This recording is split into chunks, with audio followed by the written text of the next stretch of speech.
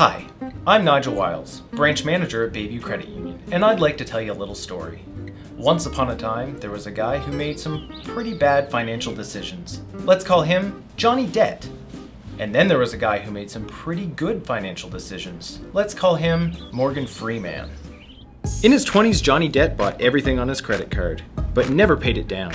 He had closets full of expensive clothes that he never wore and went on lots of last-minute trips. Meanwhile, Morgan Freeman was setting up a savings plan.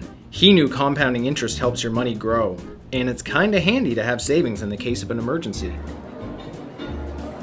Johnny ate in fancy restaurants every night. Morgan did too, but usually only once a week. In his 30s, Morgan Freeman bought a house with a down payment from his tax-free savings account. He even had enough left over to set some aside for his kids' university. Johnny Debt couldn't get approved for a mortgage, so he continued to rent an expensive condo above a nightclub. In his 40s, Morgan had already paid off his student loan, had a great start on saving for retirement, and had enough left over to build that outdoor living room he always wanted. Johnny struggled to keep his head above water, making minimum payments on several lines of credit. Plus, the rent in his condo crept up as the neighborhood became more developed.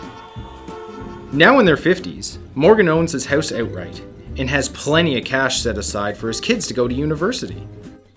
While Johnny has a closet full of expensive clothes that he never wears, in a rented condo in the hottest and most expensive part of town. Think about it. Do you want to be a debt or a free man? A few simple decisions now can make all the difference.